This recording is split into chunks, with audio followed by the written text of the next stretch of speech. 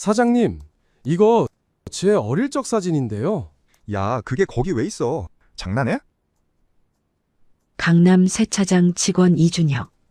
보육원 출신의 23, 평생 자신이 누구인지 모른 채 살아온 청년이었어요.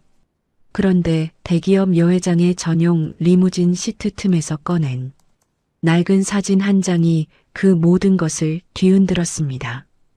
23년 전 사라진 아이를 가슴에 품고 살아온 여회장. 이 이야기의 끝에서 준혁은 생전 처음 수트를 입고 이사회장 문을 걷어차고 들어가게 됩니다. 사연 시작 전 구독과 좋아요 부탁드리고요. 댓글로 계신 곳을 남겨주시면 만복의 기운을 팍팍 보내드릴게요. 지금 바로 시작합니다. 강남 한복판이었습니다. 지하철역 3개를 사이에 두고 백화점과 고급 레스토랑이 즐비하게 늘어선 그 거리 한 귀퉁이에 세차장 하나가 있었어요. 간판에는 VIP 프리미엄 디테일링이라는 영어 문구가 금색으로 박혀 있었지만 실상은 남의 차 닦는 곳이었습니다. 이른 아침 6시 반. 이준혁은 오늘도 가장 먼저 출근해 있었습니다. 낡은 슬리퍼에 세차장 로고가 프린트된 파란 작업복. 목에는 낡은 수건 하나가 걸려 있었죠. 준혁은 세차기 노즐을 손목에 걸고 첫 번째 차량 앞에 섰습니다. 검은 SUV였어요. 앞 범퍼에서 흙먼지가 하얗게 일어났습니다. 23. 강남에서 23이라는 나이는 대학 졸업장을 손에 쥐거나 첫 직장을 잡아야 어울리는 나이였습니다. 하지만 준혁에게 23은 그냥 버티는 나이였어요. 어린이집도 초등학교 소풍 도시락도 생일 케이크를 사줄 부모도 없이 자란 사람에게 나이란 그저 또 한 해를 살아냈다는 숫자일 뿐이었으니까요. 준혁이 이 세차장에 발을 들인 건 6달 전이었습니다. 이력서를 12군데 넣었고 12군데 모두 연락이 없었어요. 보육원 출신이라는 사실이 문제였는지 뚜렷한 학벌이 없다는 게 문제였는지는 알 수 없었습니다. 세상은 그 이유를 가르쳐주는 법이 없었거든요. 그냥 문이 닫혀 있었습니다. 세차장 사장 최 씨는 나쁜 사람이 아니었어요. 이력서보다 손부터 보는 사람이었죠. 면접 자리에서 준혁의 투박하고 거친 손을 한번 훑어보더니 내일부터 나와라 한마디로 끝났습니다. 준혁은 그날 밤 처음으로 제대로 된 잠을 잤어요. 하지만 세차장이 있는 이 동네는 준혁에게 쉽지 않은 곳이었습니다. 손님들이 타고 오는 차들의 가격을 합하면 웬만한 아파트 한 채 값은 훌쩍 넘었어요. 창문을 반쯤 내리고 말을 건네는 방식부터 달랐습니다. 인사를 해도 시선은 스마트폰에 박혀 있었고 흠집이라도 났다 싶으면 따지는 목소리에 가시가 돋쳤죠. 한 번은 손님 하나가 차 안에 두고 간 선글라스가 없어졌다며 준혁을 범인 취급한 적도 있었습니다. 선글라스는 뒷좌석 발밑에서 나왔어요. 하지만 그 손님은 미안하다는 말 대신 트렁크 안이 덜 닦였다는 말을 남기고 갔습니다. 준혁은 그런 날에도 입을 다물었습니다.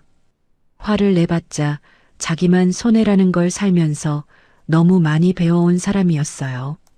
대신 퇴근 후 세차장 뒤편 벤치에 혼자 앉아 하늘을 올려다보는 습관이 있었습니다.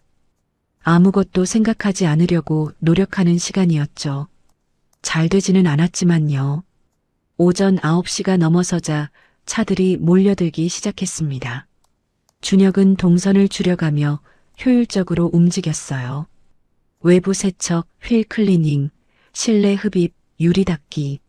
손이 기억하는 대로 몸이 움직였습니다. 생각을 비우고 일에만 집중하면 시간이 빠르게 갔어요.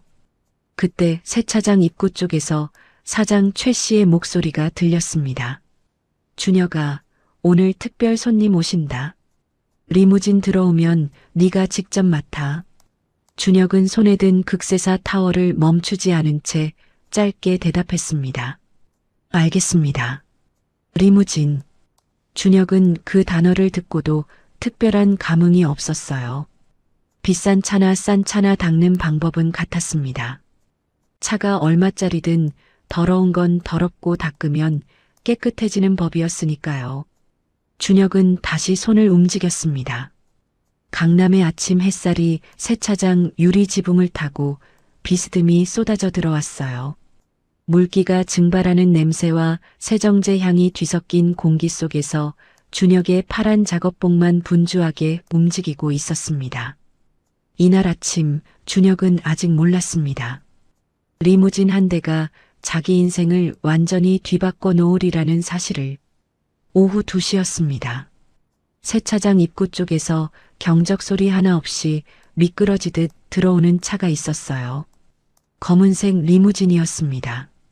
짙게 틴팅된 유리창 너머로는 아무것도 보이지 않았지만 그 차가 들어서는 순간 세차장 안의 공기가 달라졌습니다.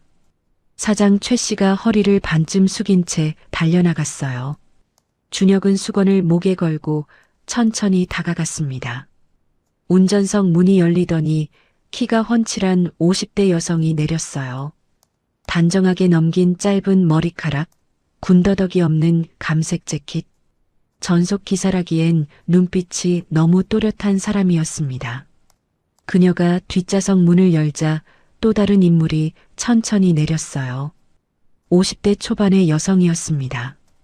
검은 머리카락에 은빛이 살짝 섞인 단아한 단발, 옅은 색 코트.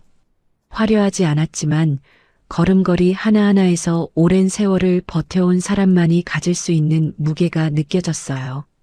사장 최 씨가 굽실거리며 인사를 건넸고 여성은 짧게 고개를 끄덕이는 것으로 답을 대신했습니다. 실내 세세하게 부탁드립니다. 트렁크 쪽 제외하고요. 전속 기사가 준혁 쪽을 보며 말했어요. 목소리는 낮았지만 또렷했습니다.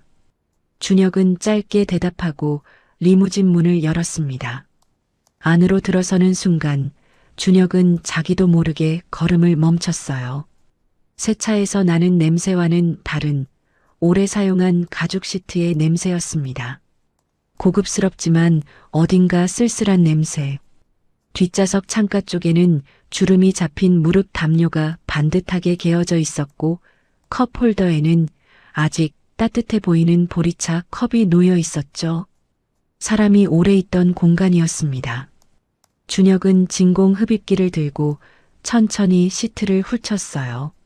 앞좌석부터 뒷좌석까지, 발판부터 시트 솔기까지 꼼꼼하게 헤드를 밀어 넣었습니다. 뒷좌석 창가 쪽 시트에 손을 넣었을 때였어요. 손가락 끝에 뭔가가 걸렸습니다. 종이였습니다. 시트 솔기 깊숙한 곳에 끼어 있어서 흡입기로는 잡히지 않는 위치였어요. 준혁은 장갑을 벗고 조심스럽게 손가락으로 꺼냈습니다. 작은 사진이었어요. 세로 6cm 남짓한 구식 인화 사진. 모서리가 닳고 표면에 잠금이 가 있었습니다.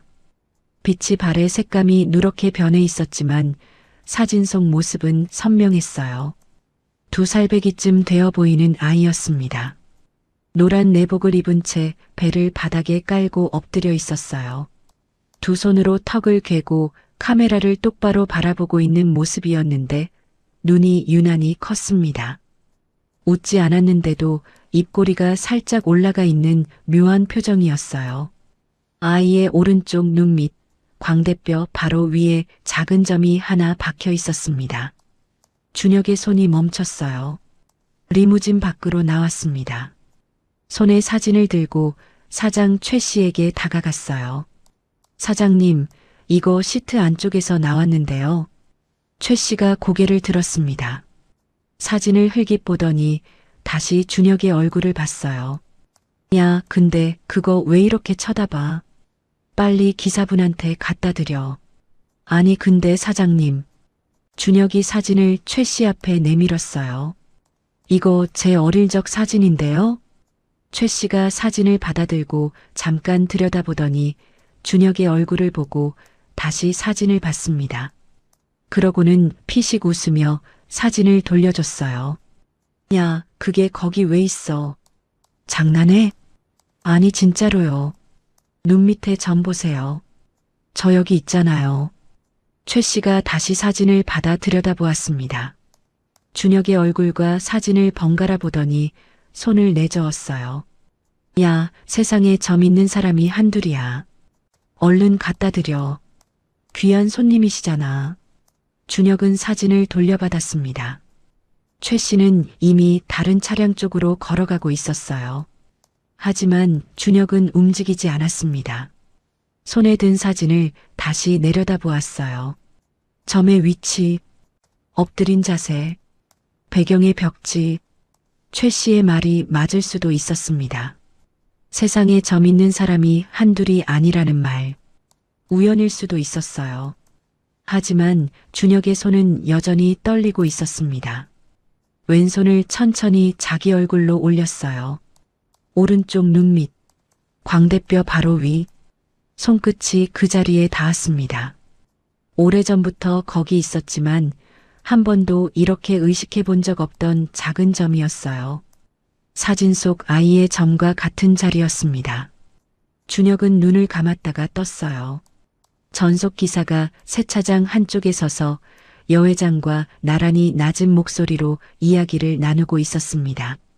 준혁이 사진을 손에 쥔 채 천천히 그쪽으로 걸어갔어요. 저기요, 실내에서 나온 게 있어서요. 준혁이 전속 기사에게 사진을 내밀었습니다. 기사가 사진을 받아드는 순간이었어요. 손이 멈췄습니다.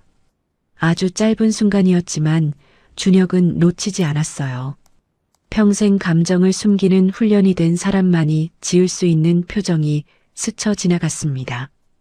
이미 알고 있는 사람의 얼굴이었어요. 기사가 빠르게 표정을 거두었습니다. 감사합니다. 짧게 말하고 몸을 돌렸어요.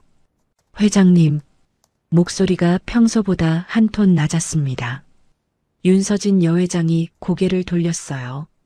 기사의 손에 들린 사진을 보는 순간 여회장의 표정이 굳었습니다. 코트깃을 여미고 있던 손이 그대로 멈췄어요. 여회장이 성큼 다가와 사진을 받아들었습니다. 두 손이었어요. 한 손이 아닌 두 손으로 그 작은 사진을 받아드는 모습을 준혁은 무심코 지켜보았습니다.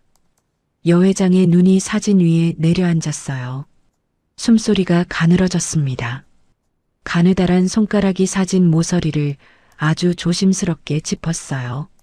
마치 힘을 주면 사진 속 아이가 사라지기라도 할까봐 두려운 것처럼. 준혁은 돌아서려 했습니다. 그런데 발이 움직이지 않았어요. 자신도 이유를 몰랐습니다. 그냥 돌아서면 되는 상황이었어요. 사진을 전달했으니 할 일은 끝난 거였습니다. 하지만 발바닥이 바닥에 붙은 것처럼 움직이질 않았어요. 여회장이 고개를 들었습니다. 사진을 건넨 청년의 얼굴을 바라보았어요. 처음에는 그냥 인사치레로 시선을 올린 것이었습니다.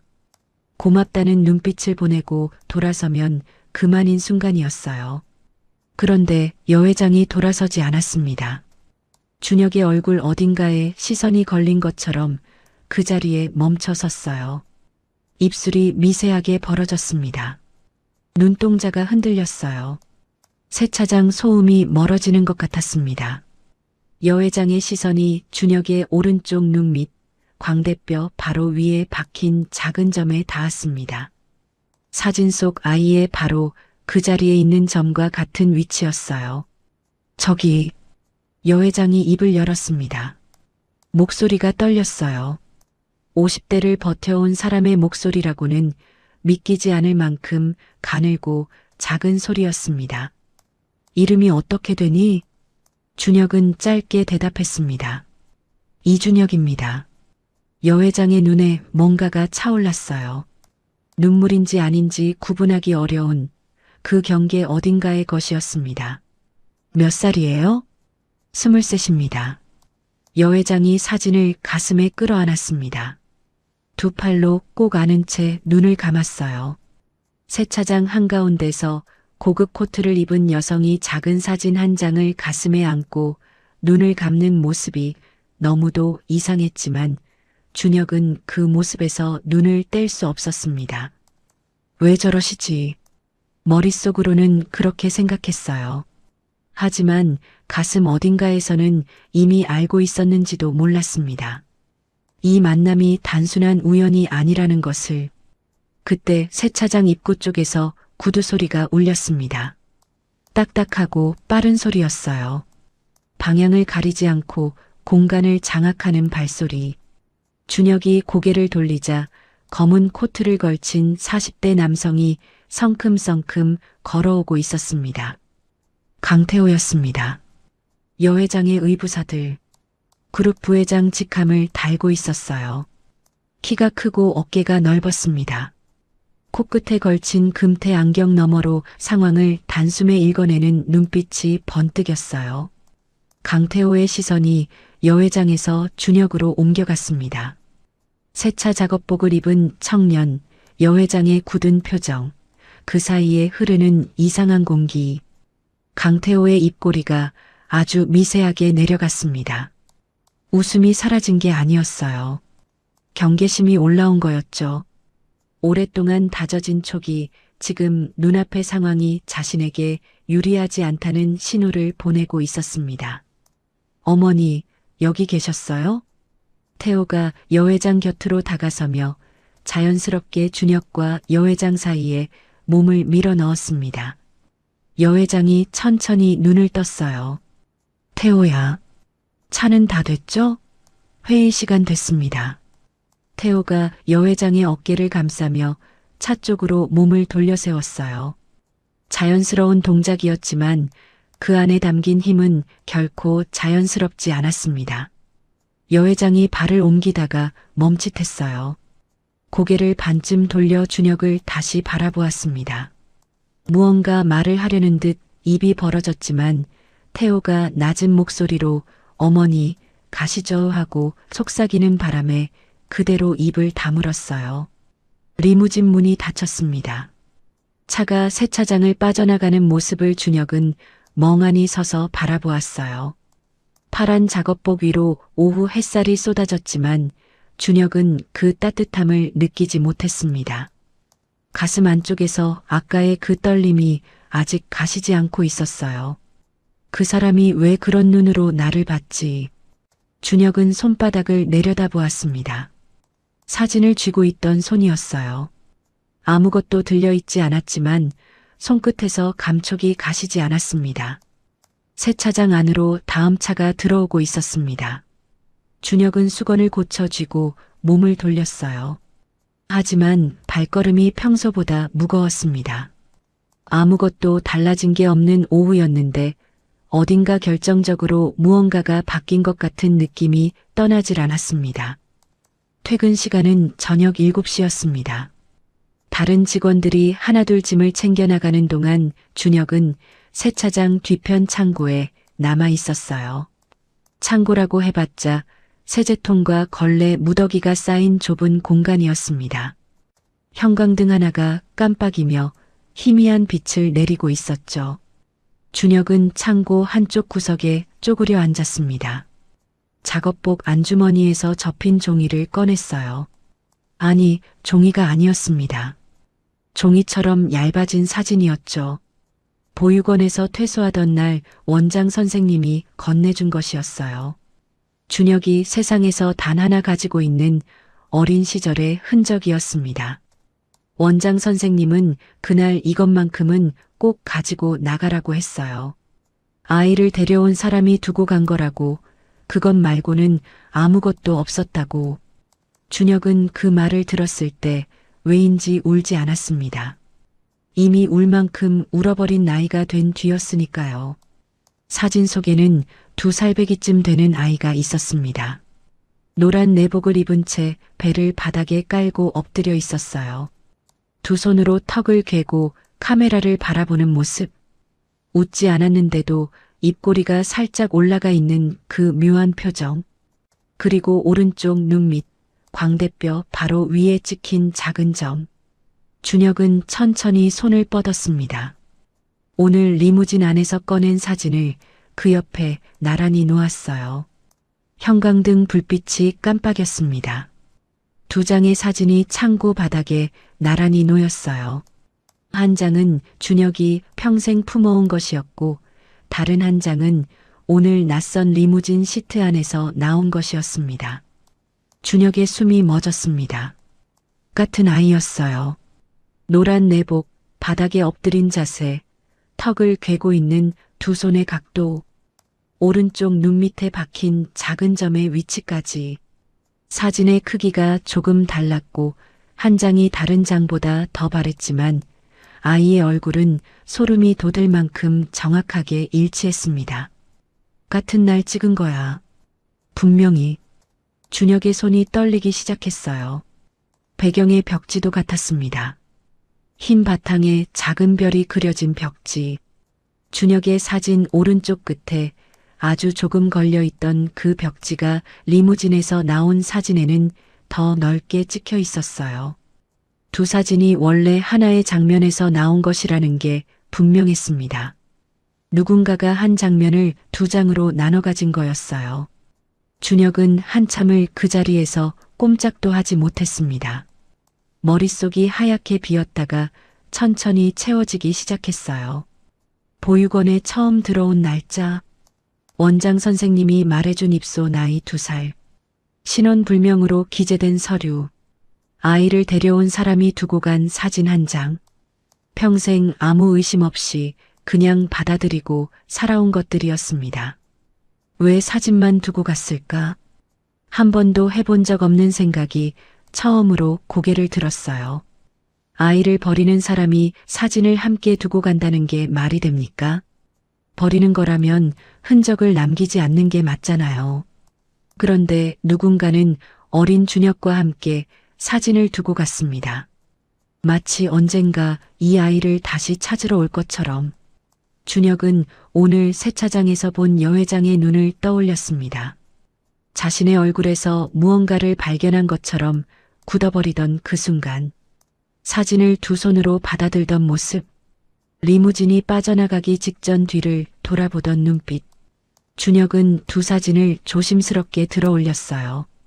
자기 것은 다시 안주머니에 접어 넣었습니다. 리무진에서 나온 것은 오른손에 쥔 채 형광등을 올려다보았어요. 깜빡이는 불빛 아래에서 사진 속 아이가 준혁을 바라보고 있었습니다.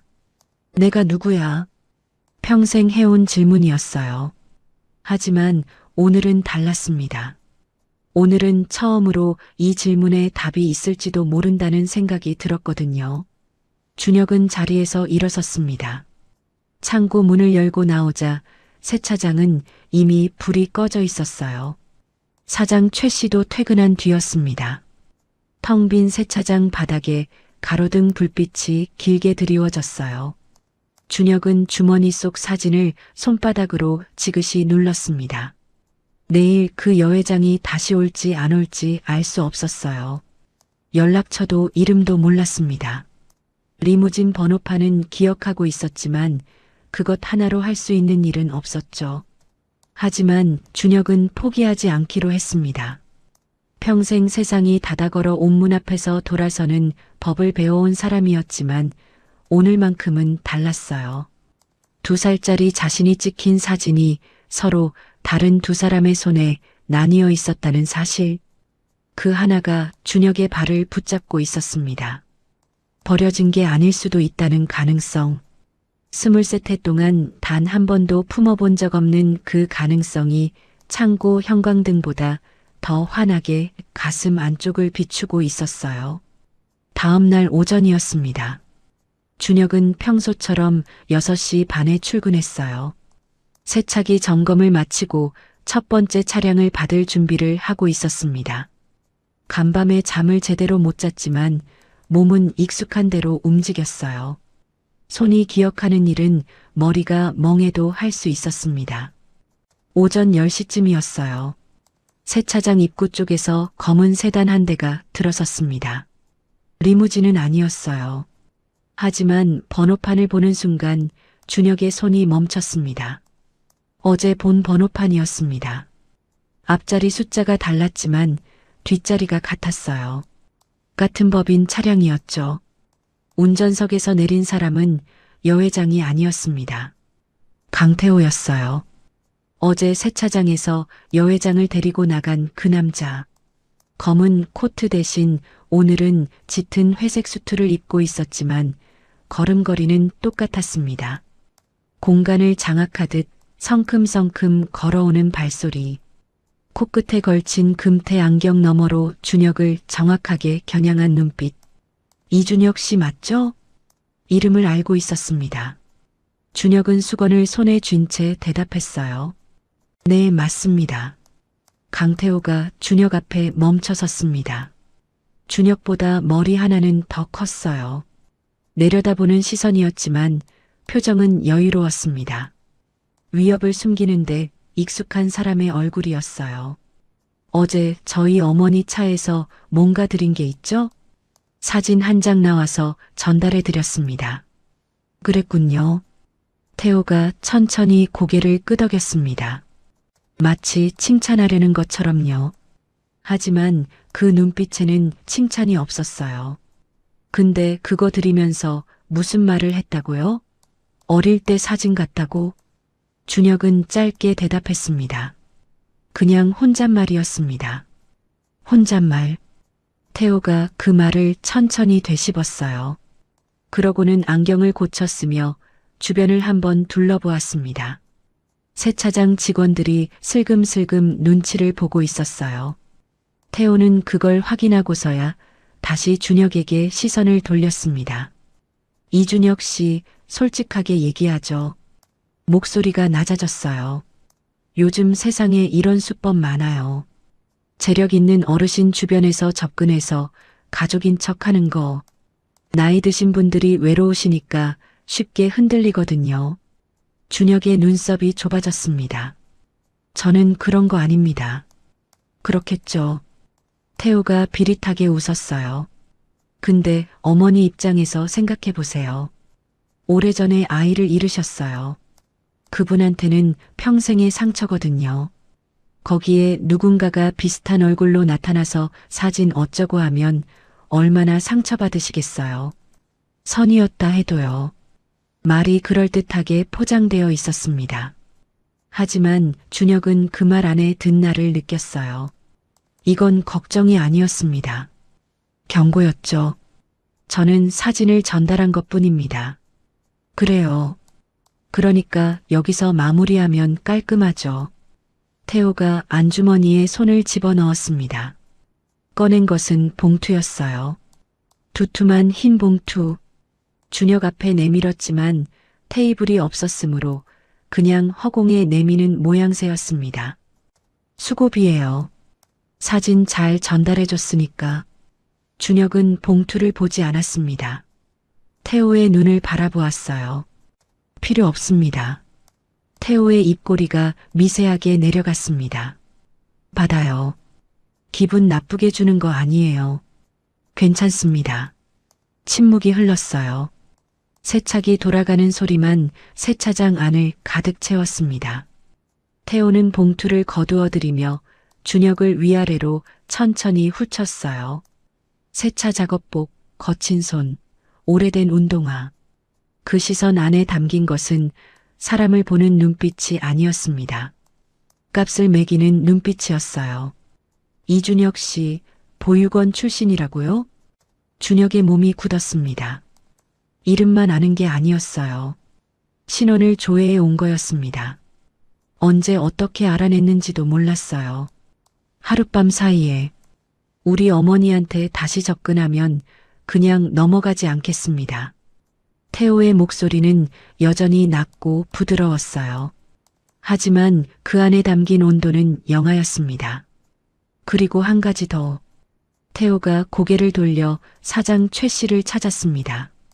최 씨가 사무실 유리 너머에서 이쪽을 보고 있었어요. 태호가 손짓 하나로 최 씨를 불렀습니다. 최 씨가 머뭇거리다 사무실 문을 열고 나왔어요. 사장님, 잠깐요. 태호가 최 씨에게 다가가며 낮은 목소리로 무언가를 건넸습니다. 명함이었어요. 최 씨가 명함을 받아들고 이름을 확인하는 순간 얼굴이 굳었습니다.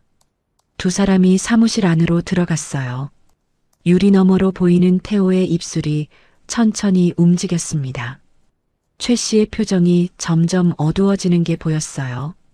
준혁은 그 장면을 바라보며 손에 든 수건을 꽉 쥐었습니다. 10분이 지났습니다. 사무실 문이 열렸어요. 태호가 먼저 나왔고 최 씨가 뒤를 따랐습니다. 태호는 준혁을 한 번 더 내려다보고 아무 말 없이 세단에 올라탔어요. 차가 세차장을 빠져나갔습니다. 최 씨가 준혁 앞에 섰어요. 눈을 제대로 마주치지 못하고 있었습니다. 준혁아. 네. 미안하다. 준혁의 심장이 내려앉았어요. 최 씨가 꺼낸 말은 짧았습니다. 오늘부로 나오지 않아도 된다고. 위에서 압력이 왔다고. 자기 손으로 막을 수 있는 힘이 없다고. 최 씨의 목소리에는 진짜 미안함이 묻어 있었지만 그 미안함이 준혁을 지켜주지는 못했습니다.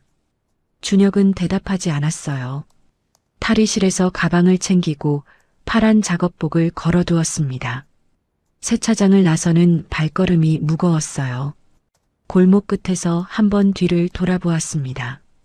세차장 간판에 햇살이 부딪혀 반짝였어요. 준혁은 입술 안쪽을 깨물었습니다. 분했습니다. 하지만 그보다 더 크게 올라오는 감정이 있었어요. 확신이었습니다. 저 남자가 이렇게까지 움직인다는 것 자체가 증거였어요. 감출 게 없는 사람은 이렇게 하지 않습니다. 준혁은 주머니 속 사진을 손끝으로 짚었어요. 세차장 골목을 빠져나와 큰 길로 접어들면서 속으로 되뇌었습니다. 도망치는 건 저쪽이 먼저 한 거잖아. 오후 2시였습니다. 준혁은 세차장에서 나온 뒤 1시간째 걷고 있었어요. 어디로 가야 하는지 몰랐습니다. 발이 가는 대로 걸었더니 한강변이었어요. 강바람이 얼굴을 때렸습니다. 봄이 왔다는 게 무색하게 강 위에서 불어오는 바람은 아직 차가웠어요. 난간의 기대강을 내려다보았습니다. 회색빛 강물이 느릿하게 흘렀어요. 강 건너편으로 아파트 단지가 빼곡하게 들어차 있었습니다. 저 집들 안에는 밥 짓는 냄새가 나고 누군가를 기다리는 사람이 있을 거였어요. 준혁에게는 6달 만에 또 일자리가 없어진 것이었습니다. 이력서를 또 써야 했어요. 보육원 출신이라는 항목이 없는 이력서. 하지만 면접에서 어김없이 나오는 질문.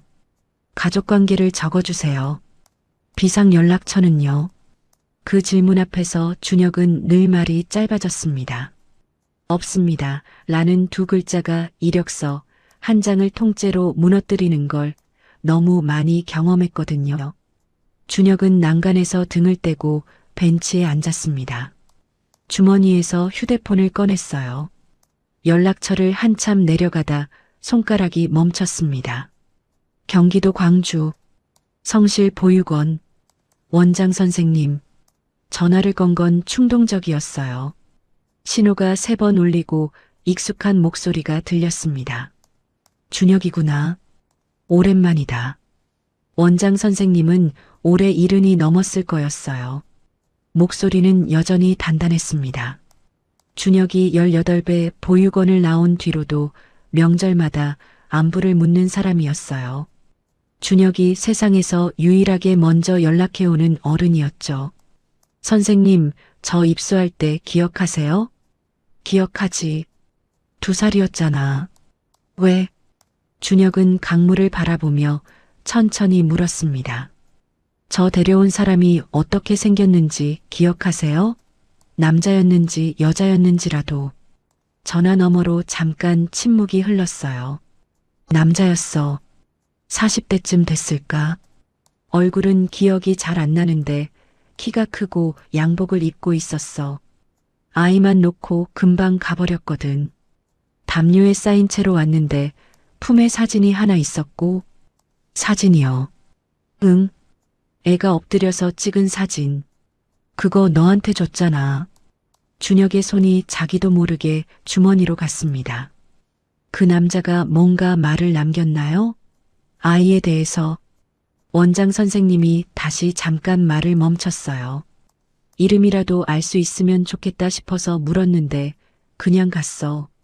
서류에 아이 이름이 없어서 우리가 준혁이라고 지어줬잖아. 왜 갑자기 이런 걸 묻냐? 그냥 궁금해서요. 거짓말이었습니다. 하지만 아직 말할 수 있는 게 없었어요. 사진 2장이 같다는 것 말고는 아무것도 없었으니까요. 준혁아. 네. 무슨 일 있어? 원장 선생님의 목소리가 조금 낮아졌어요. 준혁의 말 안에서 뭔가를 읽어낸 것 같았습니다.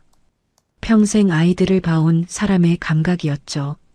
준혁은 대답 대신 강물을 바라보았습니다. 아니요. 괜찮아요. 전화를 끊고 나서도 한참 그 자리에 있었어요. 40대 남자. 양복. 아이만 놓고 금방 가버렸다. 어제 세차장에 나타난 강태호의 얼굴이 떠올랐습니다. 지금은 40대였어요. 23년 전이라면 20대였을 겁니다. 나이가 맞지 않았어요. 하지만 태호가 직접 버린 게 아니라면요.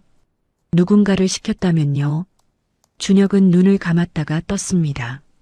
아직 아무것도 모르는 거였어요. 확인해야 했습니다. 사진만으로는 부족했어요. 여회장이 리무진에서 자신을 바라보던 그 눈빛만으로는 부족했습니다. 감이 아닌 사실이 필요했어요. 준혁은 자리에서 일어섰습니다. 세차장에서 쫓겨났고 일자리가 없어졌어요. 하지만 그게 이상하게도 지금 가장 작은 문제처럼 느껴졌습니다. 살면서 처음 있는 일이었어요. 먹고 사는 문제보다 더 급한 게 생긴 게. 준혁은 휴대폰 화면을 켰습니다. 검색창에 세 글자를 쳤어요. 윤서진. 검색 결과가 쏟아졌습니다. 뉴스 기사, 기업 정보, 인터뷰. 준혁은 기사들을 하나씩 넘겼어요. 중견 건설그룹 여회장. 남편고 한민준 회장 사망 이후 20년째 그룹을 이끌고 있다. 슬아의 자녀 없음. 자녀 없음. 준혁의 시선이 그 세 글자 위에 멈췄습니다. 기사를 더 내려갔어요. 오래된 기사였습니다. 여회장의 남편이 세상을 떠났다는 부고 기사 아래에 짤막한 문장이 있었어요. 슬아의 아들이 있었으나 어린 나이에 사망. 이후 재혼 상대의 아들 강태호가 그룹 경영에 참여. 어린 나이에 사망. 준혁은 휴대폰 화면을 꺼트렸습니다. 강바람이 다시 불어왔어요. 아까보다 더 차가웠습니다. 하지만 준혁은 추운 줄 몰랐어요. 가슴 안쪽에서 뜨거운 것이 천천히 끓어오르고 있었습니다. 죽었다고 기록된 아이. 보육원에 버려진 아이. 23년이라는 시간. 그리고 리무진 시트 틈에서 나온 사진 한 장. 우연이라기엔 너무 많은 것이 일치했습니다. 준혁은 다시 걷기 시작했어요. 이번에는 방향이 있었습니다. 한강변을 따라 걷다 지하철역으로 내려가는 계단 앞에서 멈추었어요. 여회장을 직접 만나야 했습니다. 강태호를 통하지 않고, 비서를 통하지 않고, 세차장이라는 울타리 없이 맨몸으로 그 방법을 찾아야 했어요. 준혁은 계단을 내려가며 어제 리무진에서 처음 본 사람을 떠올렸습니다. 전속 기사. 준혁의 얼굴을 보자마자 굳어버렸던 그 표정. 여회장이 아닌 그 기사가 먼저였습니다. 그 사람은 알고 있었습니다. 분명히. 사흘이 지났습니다. 준혁은 그 사흘 동안 매일 아침 세차장 근처를 맴돌았어요. 세차장 안으로 들어가는 게 아니었습니다. 골목 끝 편의점 앞에 서서 세차장 입구가 보이는 방향으로 시선을 고정했어요. 리무진이 다시 올 수도 있다는 생각이었습니다. 아니면 전속 기사가 혼자 들를 수도 있다는 생각이었죠. 첫째 날은 아무것도 없었습니다. 둘째 날도 마찬가지였어요. 그리고 셋째 날 오전 11시였습니다. 편의점 유리 너머로 검은 세단 한 대가 세차장 앞에 멈추는 게 보였어요. 리무진이 아니었습니다. 하지만 운전석에서 내린 사람을 보는 순간 준혁은 편의점 문을 밀고 나갔습니다. 전속 기사 박미란이었어요. 혼자였습니다. 여회장도 없었고 강태호도 없었어요. 미란은 세차장 안으로 들어가지 않고 입구 앞에서 담배 한 개비를 꺼내 물었습니다. 불을 붙이려는데 라이터가 말을 듣지 않는지 몇 번을 켰다 껐다 했어요. 준혁이 다가갔습니다. 저 기억하세요? 미란이 고개를 들었어요. 라이터를 쥔 손이 멈췄습니다. 준혁의 얼굴을 확인하는 순간 그 표정이 변했어요. 처음 사진을 건넸을 때와 같은 표정이었습니다. 알고 있는 사람이 드러내는 그 묘한 긴장감. 뭐 하는 거예요? 목소리가 낮았어요. 경계가 담긴 목소리였습니다. 잠깐만 시간 주세요. 오래 걸리지 않을게요. 할 말 없어요. 미란이 라이터를 다시 켰습니다. 이번에는 불이 붙었어요. 담배 연기가 세차장 입구 위로 천천히 올라갔습니다. 준혁은 주머니에서 사진을 꺼냈어요. 자신의 사진이었습니다. 보육원에서 가져온, 평생 품어온 그 사진. 미란 앞에 내밀었어요. 미란이 외면하려다 시선이 사진 위에 걸렸습니다. 담배를 쥔 손이 미세하게 흔들렸어요. 연기가 흐트러졌습니다. 미란은 사진에서 눈을 떼지 못한 채 한동안 아무 말도 하지 않았어요. 어디서 났어요, 이거? 목소리가 달라졌습니다. 아까의 경계심이 빠지고 그 자리를 다른 것이 채웠어요. 오래된 무언가가 건드려졌을 때 나오는 목소리였습니다. 보육원에서 가져온 겁니다. 제가 입수할 때 같이 있던 사진이에요. 미란이 담배를 발밑에 비벼 껐습니다. 따라와요. 골목 안쪽에 작은 분식집이 있었어요. 점심시간 전이라 손님이 없었습니다. 미란은 구석자리에 앉았고 준혁도 맞은편에 앉았어요. 아주머니가 물을 가져다 놓고 들어가자 두 사람만 남았습니다. 미란은 한동안 테이블만 바라보았어요. 무언가를 결심하는 사람의 침묵이었습니다. 몇 살이에요? 23입니다. 생일은요? 11월 14일.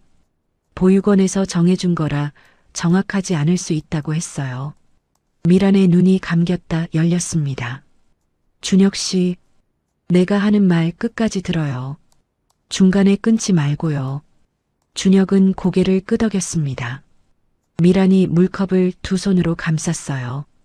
손가락 마디가 하얗게 변할 만큼 힘을 주었습니다. 그리고 천천히 입을 열었어요. 23년 전 겨울이었습니다. 윤서진 여회장은 당시 29이었어요. 남편 한민준과 결혼한 지 5년째였고 2살배기 아들 한성재가 있었습니다. 부족할 것 없는 삶이었어요. 하지만 그 집안에는 들어오지 말았어야 할 사람이 있었습니다. 강태호의 아버지였어요. 한민준 회장의 대학 동기로 그룹 재무이사 자리를 꿰차고 들어온 사람이었습니다. 겉으로는 믿음직한 동료였지만 속으로는 그룹 지분과 경영권을 노리고 있었어요. 그리고 한민준 회장이 갑작스럽게 건강이 나빠지기 시작하면서 그 야욕이 수면 위로 올라오기 시작했죠. 회장이 쓰러졌습니다. 병상에 누운 남편 곁을 지키는 윤서진에게 강태호 아버지가 접근했어요. 위로하는 척 다가왔지만 손에는 서류가 들려 있었습니다. 경영권 위임 동의서였어요. 제가 대신 그룹을 지켜드리겠다는 말과 함께 윤서진이 거절했습니다. 그러자 사흘 뒤에 아이가 없어졌어요. 미란의 목소리가 거기서 잠깐 끊겼습니다. 물을 한 모금 마셨어요. 손이 떨리고 있었습니다. 내가 그날 당직이었어요. 새벽 2시였는데 아이 방에서 소리가 안 나는 거예요. 들어가 보니 없었어요. 창문이 열려 있었고 준혁은 숨을 참고 있었습니다. 회장님이 기절하셨어요. 경찰이 왔고 수사가 시작됐는데 사흘 만에 종결됐습니다. 아이가 사망한 것으로 처리됐어요. 유고라고 가져온 게 있었는데 그게 다른 아이 것이었다는 걸 나중에야 알았어요. 강태호 아버지가 손을 쓴 거였죠. 직접 봤나요? 준혁의 목소리가 가라앉았습니다. 봤어요. 미란이 고개를 들었어요. 처음으로 준혁의 눈을 똑바로 바라보았습니다. 그날 새벽에 강태호 아버지가 직접 아이를 안고 나가는 걸 봤어요. 뒷문으로. 나는 그때 너무 어렸고 겁이 났어요. 말했다가 나도 어떻게 될까봐. 그래서 못 본 척했어요. 미란의 눈에 눈물이 차올랐습니다. 23년 동안 그게 가슴에 박혀 있었어요.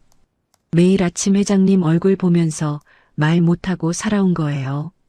그러다 사흘 전에 준혁 씨 얼굴을 보는 순간 말을 잇지 못했습니다. 준혁은 테이블 위에 두 사진을 나란히 놓았어요. 자신의 사진과 리무진에서 나온 사진. 미란이 두 사진을 내려다보았습니다. 눈물 한 방울이 테이블 위에 떨어졌어요. 같은 날 찍은 거 맞죠? 준혁이 물었습니다.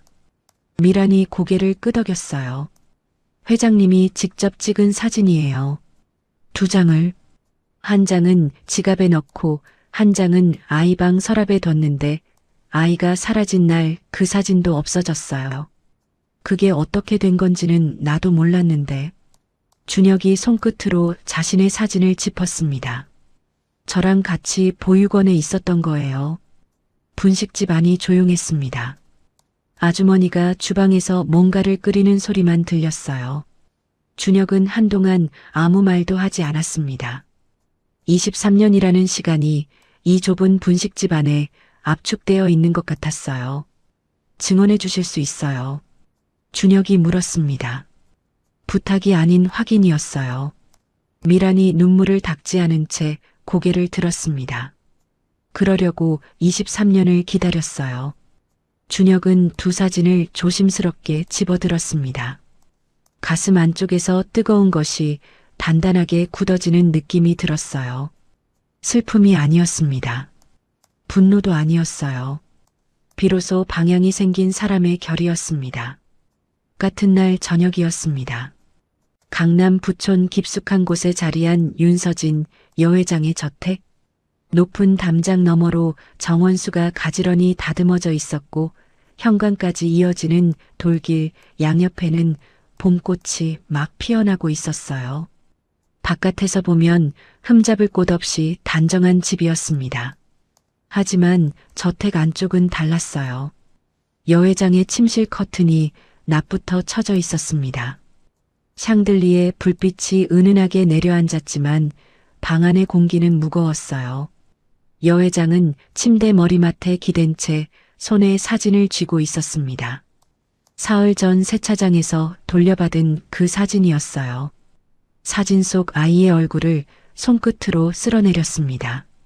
세차장 청년의 눈, 오른쪽 눈 밑에 박힌 작은 점, 사진 속 성재와 같은 자리, 같은 크기, 살아있는 건 아닐까? 입 밖으로 낼 수 없는 생각이었습니다. 낼 수 없어서 더 커지는 생각이었어요. 그때 침실 문이 소리 없이 열렸습니다. 회장님, 또 그 사진 보고 계십니까? 강태호였어요. 목소리는 부드러웠습니다. 걱정이 담긴 아들의 목소리. 하지만 여회장은 태호가 들어서는 순간 자기도 모르게 사진을 등 뒤로 감추었습니다. 왜 그랬는지는 본인도 몰랐어요. 그냥 몸이 먼저 움직였습니다. 태호가 침대 곁으로 다가왔어요. 요즘 너무 무리하세요.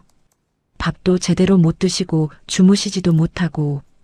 괜찮아. 괜찮지 않으세요? 태호가 침대 옆 탁자에 은쟁반을 내려놓았습니다. 하얀 알약 2알과 물이 담긴 유리잔이었어요. 여회장이 시선을 내렸다가 다시 들었습니다. 저건 뭐야?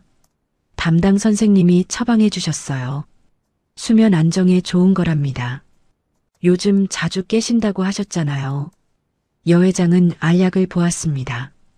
흰색이었어요. 작고 둥근 알약 2알. 태호가 가져다 준 약을 먹기 시작한 게 언제부터인지 정확히 기억나지 않았습니다. 몇 년은 된 것 같았어요. 먹고 나면 머리가 몽롱해지는 대신 잠이 잘 왔거든요. 안 먹어도 돼. 요즘 잠 잘 자. 태호의 눈꼬리가 미세하게 내려갔습니다. 회장님, 사흘 전부터 주무시는 걸 제가 다 알고 있어요. 새벽에 불 켜져 있는 것도요. 여 회장이 입을 다물었어요. 태호가 알약을 집어 여 회장의 손바닥 위에 올려놓았습니다. 차갑고 가벼운 감촉이었어요. 여 회장은 손바닥 위 알약을 내려다보다가 천천히 입안에 넣었습니다. 그 세차장 청년 말이에요. 태호가 물 한 잔을 건네며 자연스럽게 말을 꺼냈어요. 제가 알아봤습니다.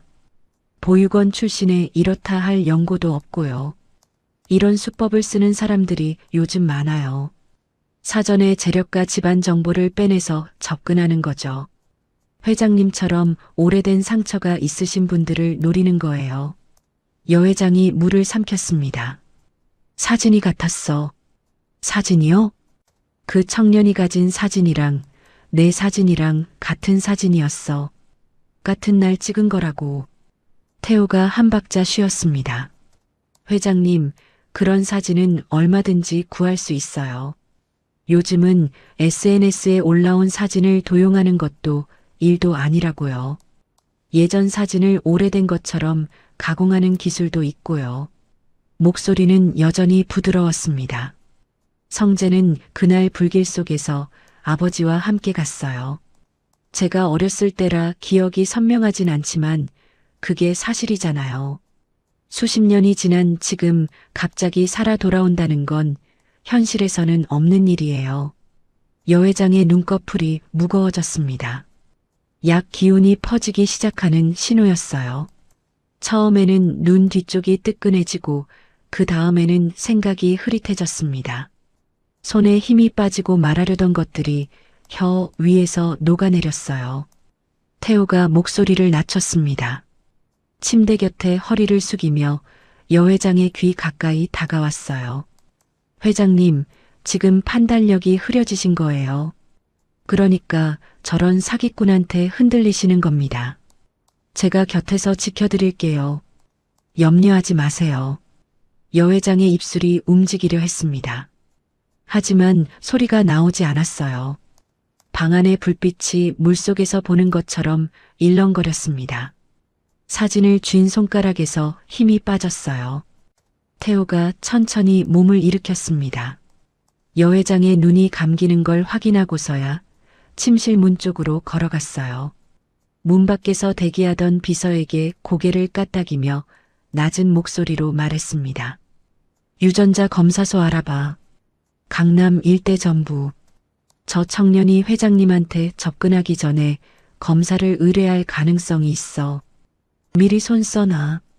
비서가 고개를 숙이며 수첩에 뭔가를 적었습니다. 그리고 박미란 기사. 태호가 잠깐 멈췄어요. 요즘 뭐 하는지 동선 파악해. 회장님 곁에 너무 오래 있던 사람이야. 무슨 생각을 하는지 모르거든. 비서가 다시 고개를 끄덕이고 사라졌습니다. 태호는 마지막으로 침실 안을 돌아보았어요. 약 기운에 눈을 감아가는 여 회장의 모습이 보였습니다. 손에는 아직 사진이 쥐어져 있었어요. 태호의 눈빛이 그 사진 위에 잠깐 머물렀습니다. 그러고는 아무 표정 없이 문을 닫았어요. 복도를 걸어나가는 태호의 구두 소리가 저택 안에서 또렷하게 울렸습니다. 규칙적이고 느린 소리였어요. 서두르지 않는 사람의 발소리였죠. 모든 것이 자기 손안에 있다고 확신하는 사람의 걸음이었습니다. 하지만 바로 그 시간 저택에서 멀지 않은 골목 안 작은 분식집에서 준혁은 박미란의 눈을 바라보며 한 가지를 묻고 있었습니다. 검사소에 손을 쓸 거예요. 분명히. 그 사람이 가만히 있을 리 없어요. 미란이 고개를 끄덕였습니다. 그러면 어떻게 할 거예요? 준혁이 테이블 위에 놓인 두 장의 사진을 집어들며 대답했어요. 그쪽이 판을 짜면 우리도 짜면 됩니다. 목소리는 낮았지만 흔들림이 없었어요. 밑바닥에서 오래 구른 사람이 내는 목소리였습니다. 쉽게 꺾이지 않는 사람의 목소리. 창밖으로 봄밤이 깔리고 있었습니다. 다음 날 오전이었습니다. 준혁은 미란에게 연락을 받았어요. 여 회장이 오전 시간에 혼자 있을 거라고 했습니다. 태호가 외부 일정으로 자리를 비운다는 것도 미란이 직접 준혁을 저택 안으로 들여보내겠다고 했어요. 23년을 기다려온 사람의 결심이었습니다. 준혁은 지하철을 탔습니다. 부촌역에서 내려 걸어가는 동안 손이 계속 주머니 안 사진을 짚었어요. 평생 품어온 그 사진. 오늘은 이것 하나로 모든 걸 말해야 했습니다. 변호사도 없고 증거도 부족했어요. 사진 2장과 미란의 증언, 그리고 자신의 얼굴이 전부였습니다. 저택 담장 앞에 섰습니다. 안에서 미란이 문을 열어주었어요. 눈빛으로 빨리 들어오라고 말하고 있었습니다. 준혁이 안으로 들어서자 미란이 조용히 문을 닫았어요. 지금 서재에 계세요. 따라와요. 복도가 길었습니다. 양쪽으로 문들이 늘어서 있었고 벽에는 액자들이 걸려 있었어요. 준혁은 걸음을 멈추지 않으면서도 그 액자들을 눈으로 훑었습니다. 가족 사진은 없었어요. 풍경화와 상장 몇 개, 그리고 복도 끝쪽에 낡은 액자 하나. 2살배기 아이가 환하게 웃고 있는 사진이었습니다. 준혁의 발걸음이 저도 모르게 느려졌어요. 아이의 오른쪽 눈 밑에 작은 점이 박혀 있었습니다. 자신의 사진과 같은 아이였어요. 하지만 이 사진은 달랐습니다. 웃고 있었거든요. 보육원에서 받은 사진에서 아이는 웃지 않고 카메라를 바라보고 있었는데 이 사진 속 아이는 배꼽이 보일 만큼 활짝 웃고 있었어요. 누군가가 웃겨줬겠죠. 그 누군가가 셔터를 눌렀겠죠. 준혁은 눈을 떼고 걸음을 이었습니다. 서재 문 앞에 섰어요. 미란이 노크를 했습니다. 회장님, 드릴 말씀이 있어서요. 잠깐의 침묵이 흘렀습니다. 들어와요. 미란이 문을 열었어요. 준혁이 뒤따라 들어섰습니다. 서재는 넓었습니다. 한쪽 벽이 통째로 책장이었어요. 창가 쪽에 낡은 소파가 있었고 윤서진 여회장이 그 소파에 앉아 있었습니다. 무릎 위에는 서류 한 장이 놓여 있었지만 읽고 있지는 않았어요. 창밖을 바라보다 고개를 돌렸습니다. 준혁을 보는 순간 여회장의 몸이 굳었어요. 소파 팔걸이를 짚으며 천천히 일어섰습니다. 무릎 위 서류가 바닥으로 떨어졌지만 줍지 않았어요. 어떻게 여기를... 목소리가 떨렸습니다. 준혁이 한 발 앞으로 나섰어요. 찾아와서 죄송합니다. 드릴 말씀이 있어서요. 여회장이 미란을 보았습니다. 미란이 고개를 숙였어요. 여회장의 눈빛이 흔들렸다가 다시 준혁에게로 돌아왔습니다. 앉아요. 준혁이 소파 맞은편 의자에 앉았어요. 여회장도 다시 소파에 앉았습니다. 미란은 서재 문 앞에 서서 아무 말 없이 두 사람을 바라보았어요. 준혁은 주머니에서 사진을 꺼냈습니다. 보육원에서 가져온 그 사진을 여회장 앞 테이블 위에 조심스럽게 내려놓았어요. 여회장의 시선이 사진에 내려앉았습니다. 숨소리가 가늘어졌어요. 그 옆에 2번째 사진을 나란히 놓았습니다. 리무진에서 나온 사진이었어요. 여회장이 지갑에 오래 품고 다니던 그 사진. 세차장에서 돌려준 뒤 여회장이 가져간 줄 알았는데 미란이 며칠 전 살짝 빌려두었던 것이었습니다. 2장이 나란히 놓였어요. 여회장의 손이 테이블 위에서 떨리기 시작했습니다. 같은 아이였어요. 같은 노란 내복, 같은 자세, 같은 벽지. 오른쪽 눈밑 같은 자리에 같은 점. 여회장은 두 사진을 번갈아 보다가 천천히 고개를 들었습니다. 준혁의 얼굴을 바라보았어요.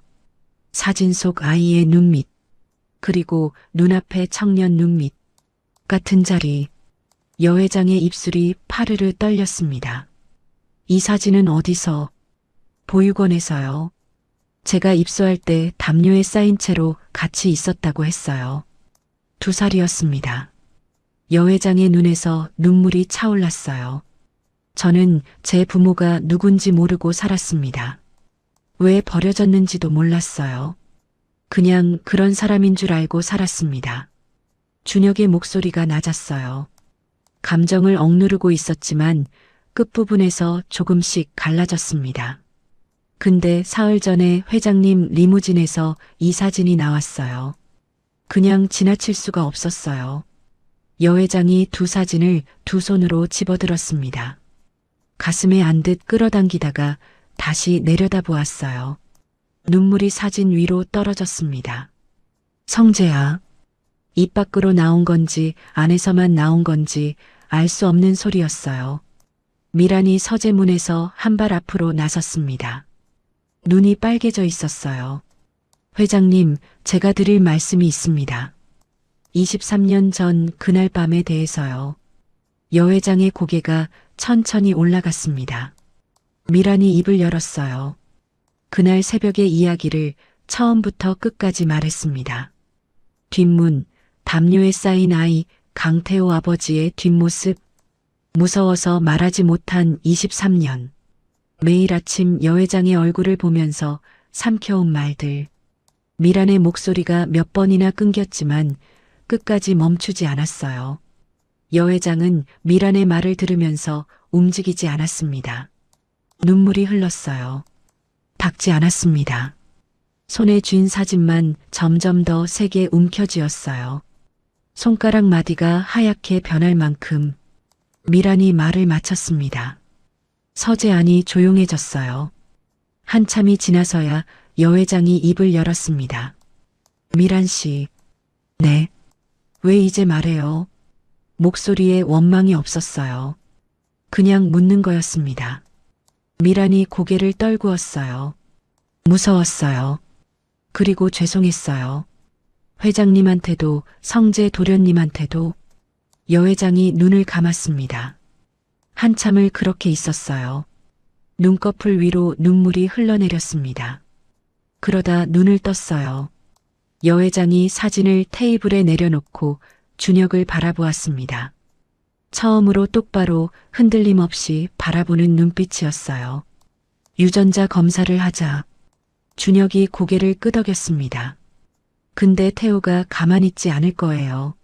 알아. 여 회장의 목소리가 달라졌습니다. 약에 눌려있던 목소리가 아니었어요. 오늘 오전 태호가 자리를 비운 사이 약을 먹지 않은 여 회장의 목소리였습니다. 맑고 단단했어요. 그래도 해야지. 준혁이 의자에서 일어섰습니다.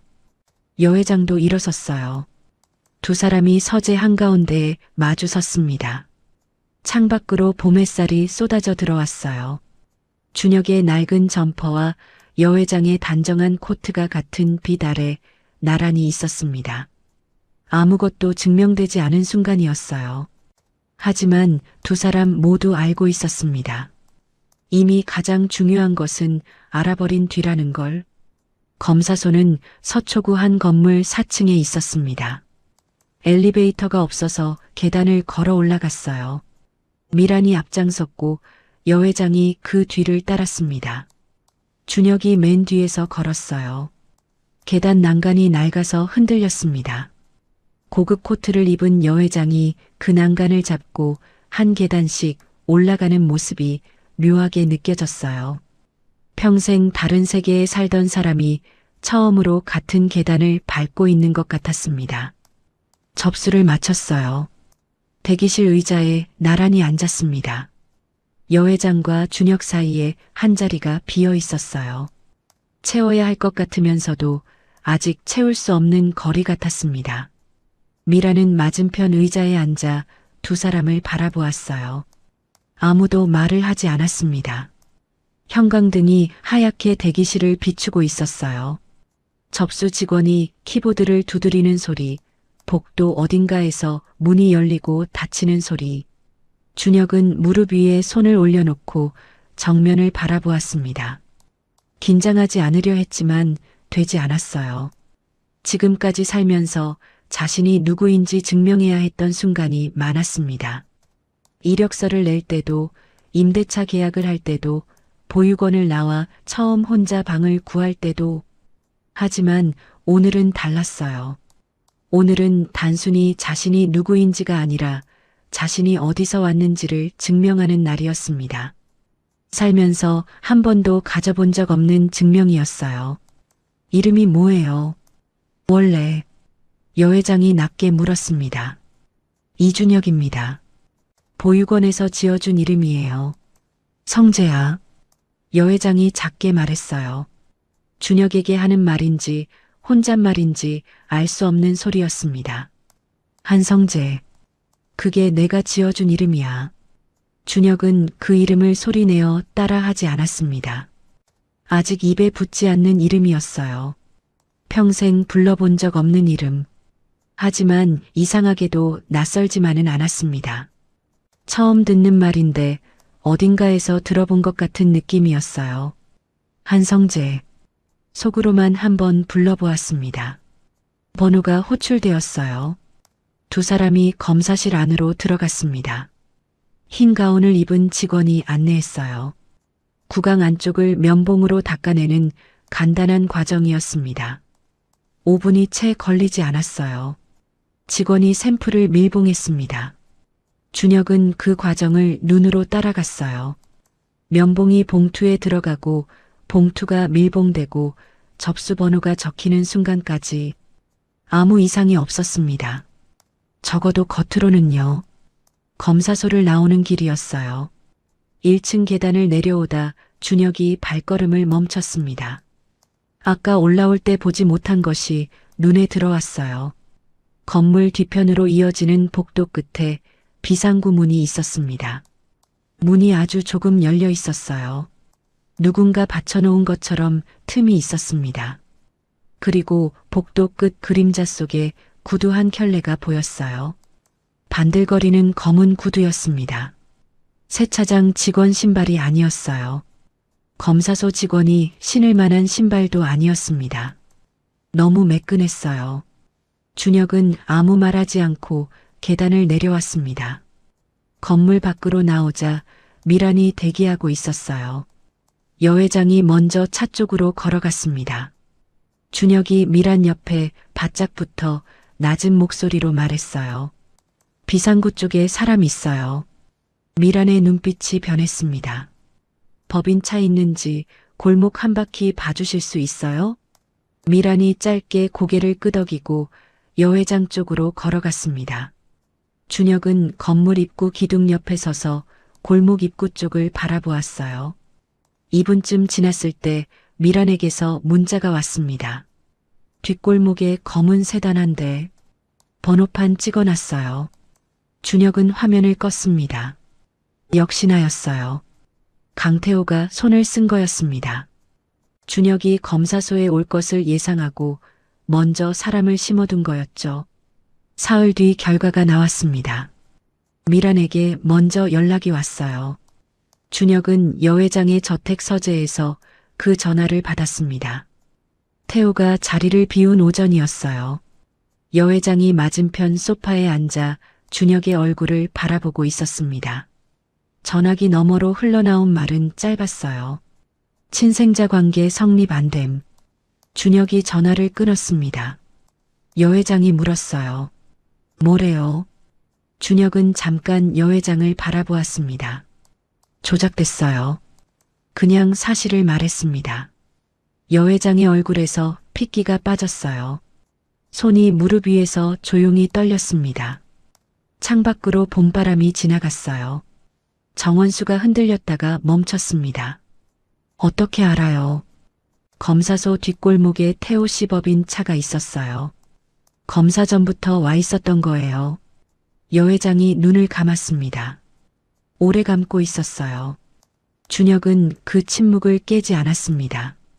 이 순간에 서둘러 말을 채우는 건 오히려 실례라는 걸 알았어요. 여 회장이 눈을 떴습니다. 눈물은 없었어요. 대신 눈빛이 달라져 있었습니다. 약에 눌려있던 눈이 아니었어요.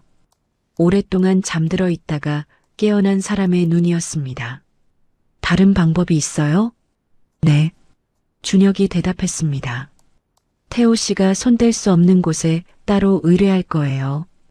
대학병원 2군데에 동시에. 접수부터 결과가 나올 때까지 제가 아는 사람들이 직접 지킵니다. 여 회장이 물었어요. 믿을 수 있는 사람이에요? 네. 제가 세상에서 유일하게 믿는 사람들이에요. 여 회장이 잠깐 준혁을 바라보았습니다. 그 대답이 마음에 걸렸는지 입꼬리가 내려갔어요. 세상에서 유일하게 믿는 사람들이 전부 손에 꼽힌다는 말. 23년을 혼자 버텨온 사람만 할 수 있는 말이었습니다. 그 사람들한테 패 끼치는 거 아니에요? 준혁이 고개를 저었습니다. 패라는 걸 모르는 사람들이에요. 여 회장이 소파에서 일어섰어요. 준혁이 새 면봉을 꺼냈습니다. 검사소에서 했던 것과 똑같은 과정이었지만 이번에는 달랐습니다. 검사소 형광등 아래가 아닌 봄 햇살이 쏟아지는 서재 창가에서였어요. 2개의 봉투에 각각 밀봉했습니다. 이름 대신 번호만 적었어요. 준혁이 봉투를 안주머니에 넣었습니다. 이사회가 다음 주에요. 여 회장이 말했어요. 태호가 그 자리에서 조작된 결과를 공개할 거예요. 저를 정신이 흐려진 사람으로 만들고 경영권을 가져가려 할 거예요. 오래 준비한 일이에요. 준혁이 고개를 끄덕였습니다. 그러면 거기서 뒤집으면 됩니다. 이사회장에서요? 네. 여 회장이 준혁을 바라보았습니다. 세차장 직원이었어요. 작업복 대신 낡은 점퍼를 입은 23 청년이었습니다. 아무 배경도 없고 아무 힘도 없는 사람이 이사회장에서 뒤집겠다고 말하고 있었어요. 하지만 여 회장은 웃지 않았습니다. 그 눈빛에 담긴 것이 허세가 아니라는 걸 알 수 있었어요. 밑바닥에서 오래 살아남은 사람만이 가질 수 있는 차갑고 단단한 확신이었습니다. 준비할 시간이 일주일이에요. 충분합니다. 준혁이 안주머니를 손바닥으로 지그시 눌렀어요. 봉투의 모서리가 손끝에 닿았습니다. 서재 창밖으로 봄바람이 다시 불었어요. 정원수가 흔들렸다가 멈췄습니다. 이번에는 오래 흔들렸어요. 마치 오랫동안 참아온 것을 한꺼번에 내보내는 것처럼요. 이사회 당일 아침이었습니다. 준혁은 새벽 5시에 눈을 떴어요. 잠을 잔 건지 아닌지 모를 밤이었습니다. 천장을 바라보다 일어나 찬물로 세수를 했어요. 거울 속 자신의 얼굴을 들여다보았습니다. 오른쪽 눈 밑에 작은 점. 평생 거기 있었지만 한 번도 이렇게 오래 들여다본 적 없던 점이었어요. 준혁은 거울에서 눈을 떼고 옷을 입었습니다. 낡은 점퍼가 아니었어요. 일주일 전 중고 거래 앱에서 구한 검은 수트였습니다. 어깨가 조금 넓었지만 입을만 했어요. 넥타이는 미란이 챙겨준 것이었어요. 감색이었습니다. 거울 앞에 서보았어요. 낯설었습니다. 세차 작업복도 아니고 낡은 점퍼도 아닌 사람. 하지만 얼굴은 그대로였어요. 거친 손도 그대로였습니다. 수트가 그것들을 감추지는 못했어요. 하지만 준혁은 감추고 싶지 않았습니다. 안주머니를 확인했어요. 봉투 2개. 대학병원 2곳에서 각각 도착한 유전자 검사 결과지였습니다. 일주일 동안 준혁의 지인 2명이 병원 로비에서 접수부터 결과 수령까지 직접 지켰어요. 준혁이 미안하다고 하자 한 명이 웃으며 말했습니다. 형님 일인데 당연하죠. 그 한마디가 준혁의 목구멍을 뜨겁게 했어요. 봉투는 아직 뜯지 않았습니다. 이사회장에서 뜯을 거였어요. 그게 맞다고 생각했습니다. 혼자 미리 확인하는 게 아니라 모두가 보는 앞에서, 그래야 아무도 부정할 수 없으니까요. 그리고 USB 하나가 더 있었습니다. 검사소 비상구 계단에서 찍은 영상이었어요.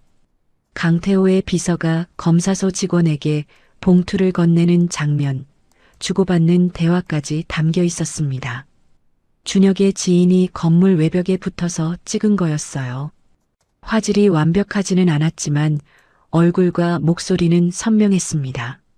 준혁은 안주머니에 손을 얹었어요. 이제 돌려받으러 갑니다. 빼앗긴 이름, 그리고 우리 어머니의 23년. 현관을 나섰습니다. 가온그룹 본사는 강남 한복판에 있었습니다. 지상 30층짜리 유리 건물이었어요. 아침 햇살이 유리 외벽에 부딪혀 사방으로 튀었습니다. 건물 앞에 서자 준혁은 잠깐 걸음을 멈췄어요.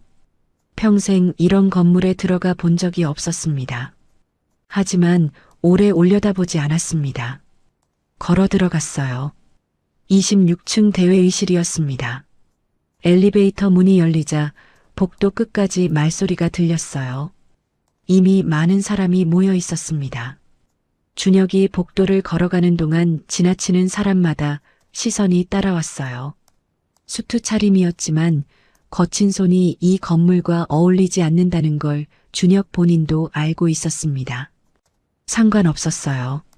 대회의실 문 앞에 경비 2명이 서 있었습니다. 초청받지 않은 분은 입장이 어렵습니다. 준혁이 멈추지 않고 말했어요. 할 말이 있어서 왔습니다. 경비가 어리둥절한 표정을 지었습니다. 그 틈에 준혁이 문을 밀었어요. 쾅!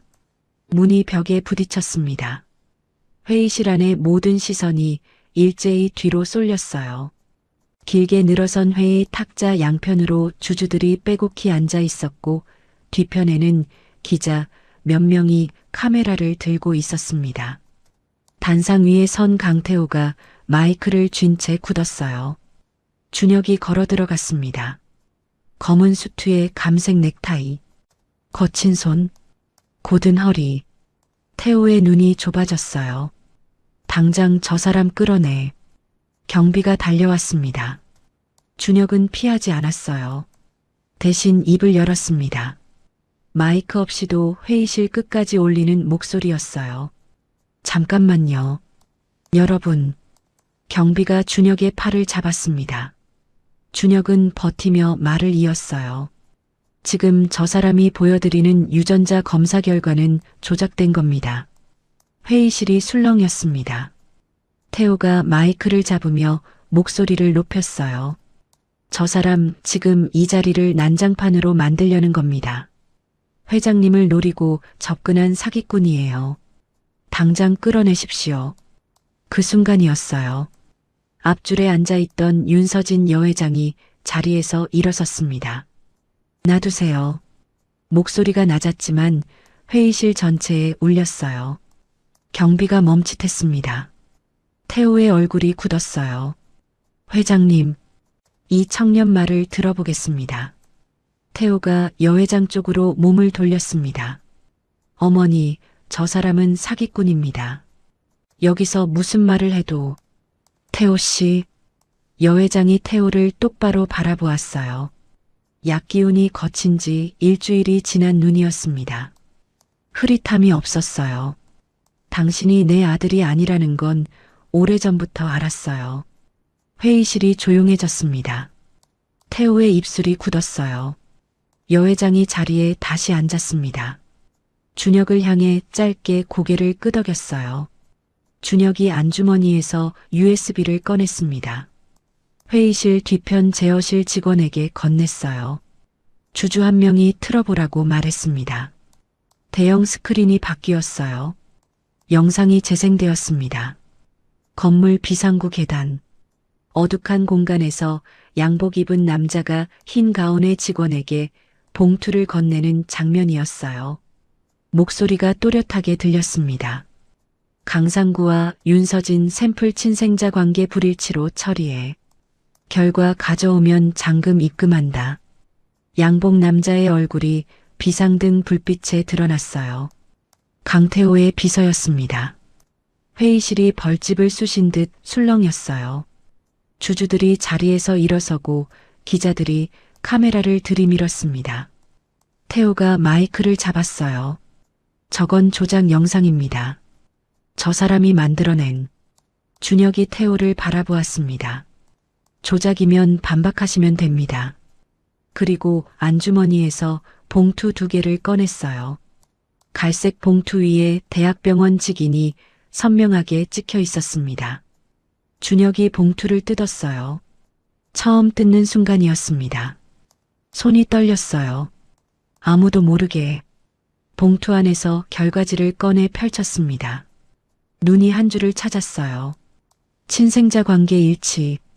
확률 99.99%. 두 번째 봉투도 뜯었어요. 친생자 관계 일치. 확률 99.99%. 두 장의 결과지를 단상 위에 펼쳤습니다. 카메라 플래시가 터졌어요. 스크린에 숫자가 올라갔어요. 두 병원이 같은 숫자를 말하고 있었습니다. 준혁이 고개를 들어 태호를 바라보았습니다. 저는 23년 전 당신 아버지가 보육원에 버린 한성재입니다. 그 한마디가 떨어지는 순간이었어요. 회의실 안의 공기가 완전히 바뀌었습니다. 웅성거림이 폭풍처럼 번졌고 주주들의 시선이 일제히 태호를 향했어요. 태호가 뒷걸음질을 쳤습니다. 입을 벌려 무언가 말하려 했지만 아무 소리도 나오지 않았어요. 23년간 쌓아 올린 것들이 단 몇 분 만에 무너지는 얼굴이었습니다. 회의실 양쪽 문으로 사복 형사들이 조용히 들어왔어요. 미란이 일주일 전 검찰에 진술서를 제출했어요. 23년 전 그날 밤의 목격 진술. 거기에 영상과 두 병원의 결과지까지 더해지자 영장 발부는 하루 만에 났습니다. 형사 2명이 태호의 양팔을 잡았어요. 태호가 힘없이 고개를 떨구었습니다. 저항하지 않았어요. 저항할 말이 남아있지 않은 사람의 모습이었습니다. 형사들이 태호를 이끌고 문 쪽으로 걸어갔어요. 준혁은 그 뒷모습을 바라보다가 돌아섰습니다. 앞줄에서 여 회장이 자리에서 일어서고 있었어요. 비틀거리는 다리로 단상 쪽을 향해 걸어왔습니다. 주주들도 기자들도 아무도 말을 하지 않았어요. 카메라 셔터 소리만이 침묵 속에서 쉴 새 없이 울렸습니다. 여 회장이 단상 앞에 다다랐어요. 준혁이 앞에 섰습니다. 두 사람이 마주 섰어요. 검은 수트의 청년과 단정한 코트의 여 회장. 26층 유리창 너머로 봄 햇살이 쏟아져 들어왔습니다. 두 사람의 어깨 위에 똑같이 내려앉았어요. 여 회장이 손을 뻗었습니다. 준혁의 얼굴을 두 손으로 감쌌어요. 가느다란 손이었습니다. 떨리는 손이었어요. 하지만 감싸는 힘은 단단했습니다. 준혁은 그 손을 뿌리치지 않았어요. 이번에는 여 회장의 눈에서 눈물이 흘렀습니다. 말없이 흘렀어요. 소리도 없이. 준혁의 눈시울도 붉어졌습니다. 억누르려 했지만 되지 않았어요. 수트 안주머니 속에 빈 봉투 2개가 있었습니다. 다 쓴 봉투였어요. 이제 아무 쓸모가 없는 종이었습니다. 하지만 준혁은 나중에도 그 봉투를 버리지 못할 것 같았어요. 이 순간을 담아두고 싶었으니까요. 회의실의 수십 명이 그 장면을 지켜보았습니다. 아무도 입을 열지 않았어요. 26층 창밖으로 봄바람이 유리를 타고 지나갔습니다. 23년간 멈춰있던 시간이 그 바람을 타고 다시 흐르기 시작했어요. 계절이 바뀌었습니다. 이사회가 있던 날로부터 2달이 지났어요. 강태호는 검찰에 넘겨졌고 수사가 시작되자 23년간 감춰져 있던 것들이 줄줄이 쏟아졌습니다. 아이를 유기한 혐의, 여 회장에게 수년간 판단력을 흐리는 약을 투여한 혐의, 유전자, 검사 결과를 돈으로 조작한 증거인멸, 그리고 그룹 경영권을 빼돌리기 위한 수십억 원대의 횡령까지. 태호가 쌓아 올린 것들은 그가 저지른 범죄의 무게를 이기지 못하고 한꺼번에 무너져 내렸습니다. 그리고 준혁의 삶도 달라졌어요. 하지만 생각만큼 극적이지는 않았습니다. 강남 부촌 저택에서 살게 되었지만 준혁은 여전히 새벽에 눈을 떴어요. 몸이 기억하는 시간이었습니다. 킹사이즈 침대가 어색해서 처음 며칠은 이불을 끌고 거실 소파에서 웅크리고 잤어요. 여 회장이 그걸 발견하고는 아무 말 없이 소파 위에 두툼한 이불을 깔아두었습니다. 그것만으로 충분했어요. 그날 아침도 준혁은 소파에서 눈을 떴습니다. 부엌 쪽에서 냄새가 났어요. 뭔가 끓이는 냄새였습니다. 된장이었어요. 준혁은 이불을 걷고 일어나 부엌 쪽을 바라보았습니다. 윤서진 여회장이 앞치마를 두르고 가스레인지 앞에 서 있었어요. 가온그룹 여회장이 새벽부터 부엌에서 된장찌개를 끓이는 모습을 비서들은 처음에 기겁했지만 여회장은 아랑곳하지 않았습니다. 23년간 차려주지 못한 밥상이었으니까요. 준혁이 세수를 하고 식탁 앞에 앉았습니다. 상이 차려져 있었어요. 김이 모락모락 나는 된장찌개, 흰밥, 계란말이, 김치. 반찬이 많지 않았어요. 하지만 준혁은 그 적은 반찬 앞에서 잠깐 멈췄습니다. 누군가가 자기를 위해 새벽부터 일어나 차려준 밥상이었어요. 23해 동안 단 한 번도 없던 일이었습니다.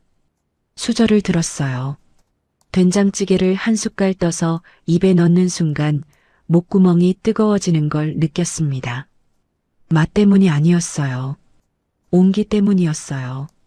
편의점 삼각김밥과 컵라면으로 끼니를 때우던 사람에게 처음으로 닿는 온기가 어떤 건지 준혁은 그제야 알았습니다. 울컥하는 마음을 꾹 누르며 밥그릇을 비웠어요.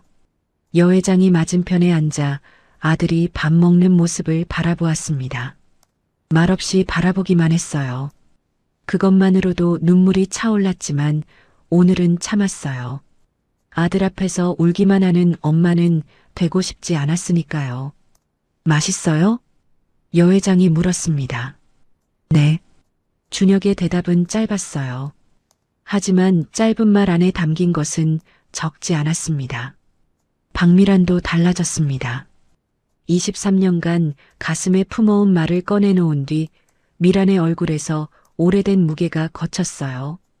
여회장의 전속 기사직을 내려놓고 작은 꽃집을 차렸습니다. 저택에서 차로 10분 거리에 있는 골목 아니었어요. 준혁이 가끔 들르면 미라는 꽃 한 다발을 툭 내밀었습니다. 말없이요. 준혁도 말없이 받았어요. 그것으로 충분했습니다. 세차장 사장 최 씨도 연락이 왔어요. 미안하다는 말이 전부였지만 준혁은 괜찮다고 했습니다. 최 씨가 나쁜 사람이 아니라는 걸 알았거든요.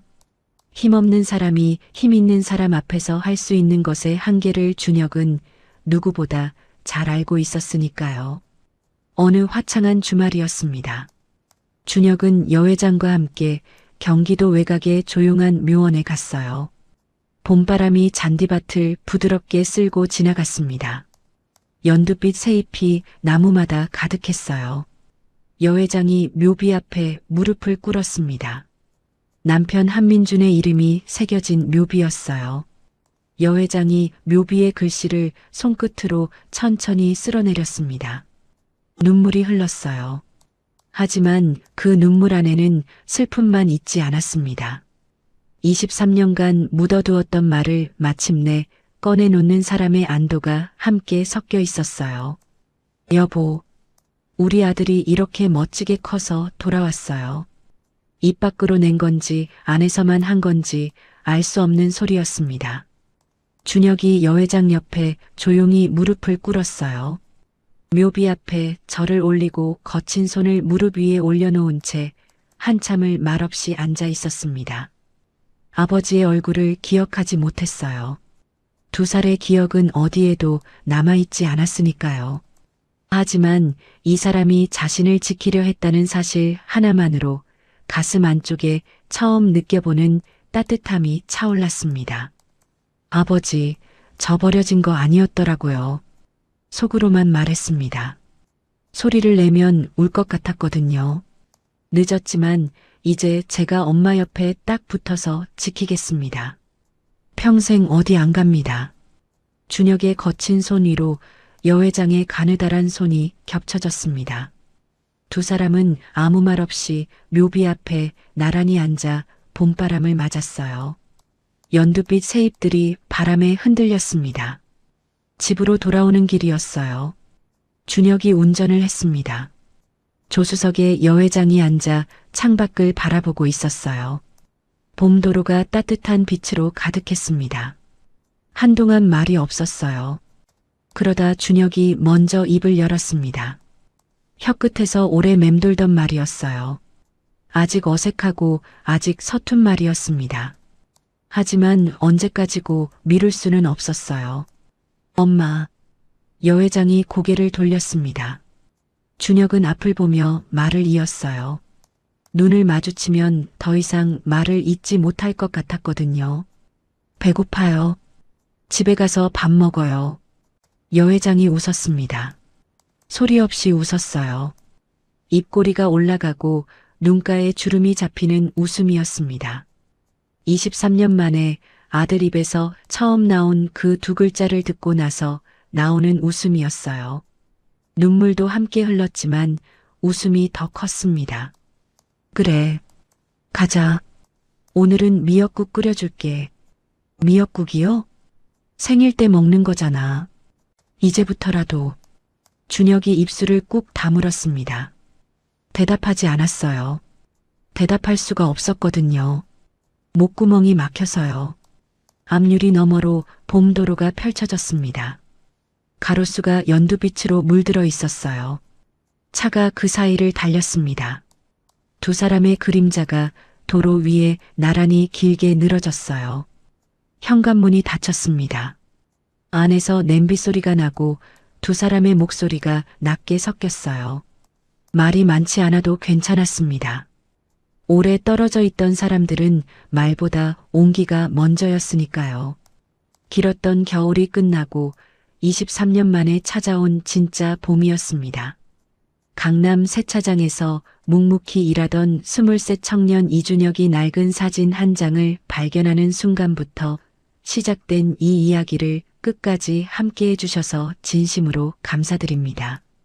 23해를 아무것도 아닌 사람처럼 살아온 청년이 사실은 아무것도 아닌 게 아니었어요. 다만 누군가가 오랫동안 그렇게 믿게 만든 것이었습니다. 여러분도 혹시 지금 자신이 아무것도 아닌 것 같은 날이 있으신가요? 세상이 나를 알아봐주지 않는다고 느껴지는 날이 있으신가요? 준혁이처럼 포기하지 않으시기를 진심으로 응원합니다. 버텨온 시간은 절대 사라지지 않아요. 언젠가 반드시 제자리를 찾아가게 되어 있습니다. 오늘도 에버스토리와 함께 해주셔서 감사합니다. 구독과 좋아요는 더 좋은 이야기를 만드는 큰 힘이 됩니다. 다음 이야기에서 또 뵙겠습니다. 감사합니다.